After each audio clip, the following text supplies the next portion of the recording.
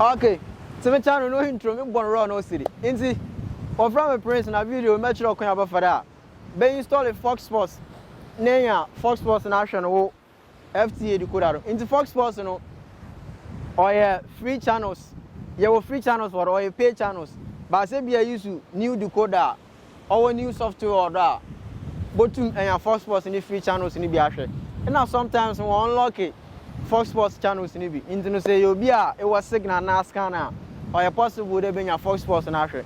Into what the Fox Sports no Benyan no different satellites do.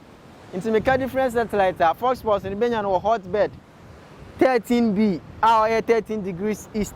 And about to say no Euro test at 7B. Okay, into a hotbed no you will TPR. It depends make a TPR or it consists of frequency, simu rate, na polarity. Into TP, you know, or hotbed, you know, boys to them TP. Our 11842, horizontal 29900.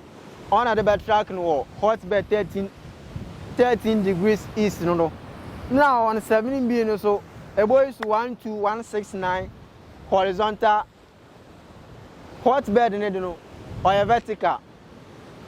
Hotbed no 13E no or a vertical no 11842 vertical 29900 and 37 Euro test 7B no ono or 12169 horizontal 27500.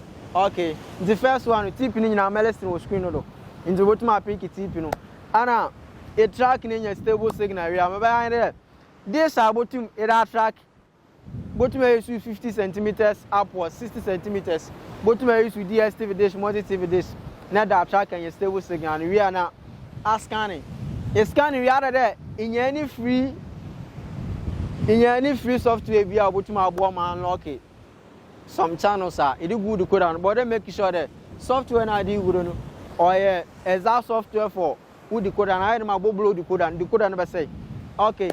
Into the track and either better than what this naturally east new baby and cremo for why assalant.